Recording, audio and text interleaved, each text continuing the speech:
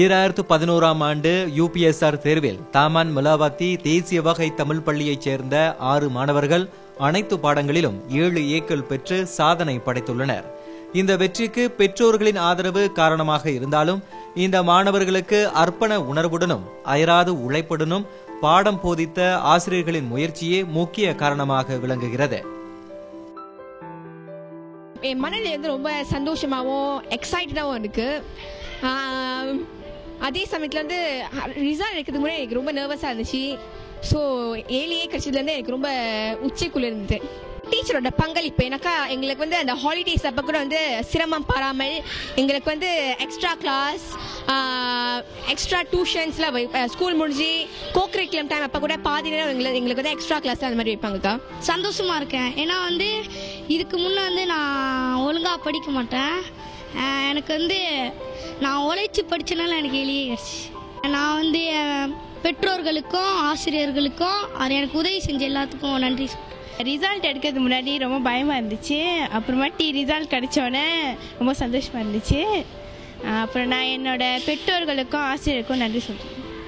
இந்த எலியை எடுக்கிறதுக்கு முன்னாடி நான் வந்து எப்போவுமே 2A's 4B's 1C எடுப்பேன்.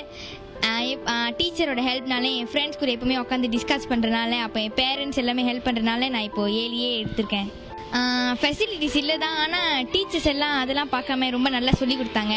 முன்பெல்லாம் வந்து நான் வந்து கொஞ்சம் சுமாரான ரிசல்ட் தான் எடுப்பேன்.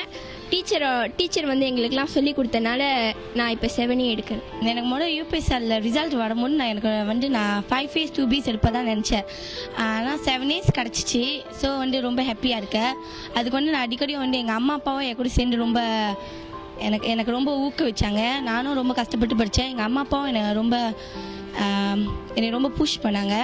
ஸோ எனக்கு ஊக்குவிட்ட உறவினர்களுக்கும் ஆதரவிட்ட எங்கள் அம்மா அப்பாவுக்கு அப்புறம் என்னோட நண்பர்களுக்கெல்லாம் நான் நன்றி சொல்ல விரும்புகிறேன். கடந்த ஆண்டுகளை விட இந்த ஆண்டு 6ஆம் வகுப்பு மாணவர்களின் ஒட்டுமொத்த தேர்ச்சியை பார்க்கும் பொழுது 67.7 விழுக்காடு உயர்ந்துள்ளதாக இந்த பள்ளியின் தலைமை ஆசிரியை பி. பொன்னம்மாள் கூறுகிறார். இந்த பள்ளி 1987ஆம் ஆண்டு தொடங்கப்பட்டிருந்தாலும் இதுவரை இந்த பள்ளியில் எந்தவித சீரமைப்பு பணிகளும் மேற்கொள்ளப்படவில்லை என்பது குறிப்பிடத்தக்கது. எனவே இனிவரும் காலத்தில் 325 மாணவர்கள் பயிலும் இந்த பள்ளிக்கூடத்தின் மேம்பாட்டிற்கு மாய்கா உரிய திட்டத்தை மேற்கொள்ளும் என்று பள்ளி நிர்வாகம் நம்புவதாக பள்ளியின் தலைமை ஆசிரியை பொன்னம்மாள் கூறினார். ஸோ அந்த மாதிரி அடிப்படை வசதிகள் இல்லாமல் இருந்த போதிலும் நமது பள்ளி மாணவர்கள் வந்து இந்த ஆண்டு மிகவும் சிறப்பாக செய்திருக்கிறார்கள். கடந்த ஆண்டை ஒப்பிடும்போது கடந்த ஆண்டு நம்மளுடைய தேர்ச்சி விழுக்காடு வந்து 58 விழுக்காடு, இந்த ஆண்டு வந்து 66.7 விழுக்காடு. கடந்த ஆண்டில் வந்து 29 மாணவர்கள் மட்டுமே வந்து முழு தேர்ச்சி பெற்றார்கள். இந்த ஆண்டு வந்து 38 மாணவர்கள் முழு தேர்ச்சி அடைஞ்சிருக்காங்க. இவங்களுக்கு வந்து நம்ம பள்ளியில் அடிப்படை வசதிகள்னு பார்க்கும்போது குறைவாக இருந்தாலும் மாணவர்கள் வந்து ஆசிரியர்களோட கூட்டு முயற்சினாலும் பெற்றோர் ஆசிரியர் சங்கம் அவ்வப்போது உதவி செய்து வரும் அந்த ஒரு வகையிலும் வந்து பள்ளியில் வந்து மாணவர்களுக்காக நிறைய பிரத்யேக வகுப்புகள் எப்போதும் நடத்தி கொண்டு இருப்போம். பள்ளி நிர்வாகம் கேட்டுக்கொண்டதுக்கு இணங்க இந்த பள்ளிக்கூடத்திற்கு கூடுதல் வகுப்பறைகளை நிர்மாணிப்பதற்கு அரசாங்கம் இணக்கம் தெரிவித்துள்ளதாக மாய்கா தேசிய தலைவர் டது ஜி. பழனிவேல் கூறினார். அவங்க வந்து 12 வகுப்பறை கேட்டிருந்தாங்க. அப்போ வீட்டில் வந்து என்ன பார்த்தாங்க. நான் துணை பிரதமரை சந்தித்து அவர்கிட்ட ஒரு பரிசான் நேஷனல் கூட்டத்தில் கொடுத்தேன். தலைவர் கொடுக்குறீங்க, உடனே அப்ரூவல் கொடுத்தாரு. ஓகே, அப்போ அதுக்கு நினைக்கிறேன் ஒரு 3 லட்சம் வெள்ளி தேவைப்படும் 12 வகுப்பு அறைக்கு. ஆனால் அவங்க ஒரு மண்டபம் கேட்டிருக்கிறாங்க. அப்படின்னா அந்த வகுப்பறையை வந்து மேமாடியில் வச்சுட்டு மண்டபத்தை கீழே மாடியில் வச்சுக்குவோம்.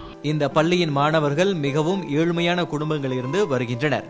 எனவே இவர்களின் வாழ்க்கை தரம் கல்வியால் மட்டுமே சிறந்த நிலையை அடைய முடியும் என்பதனை உணர்ந்து பள்ளி நிர்வாகம் கல்வி சம்பந்தப்பட்ட விழிப்புணர்வு கருத்தரங்குகளையும் மற்றும் தன்முனைப்பு பட்டறைகளையும் நடத்தியுள்ளதாக பள்ளியின் தலைமை ஆசிரியை கூறினார். கல்வி என்பது ஒவ்வொரு குழந்தையின் அடிப்படை உரிமையாகும்.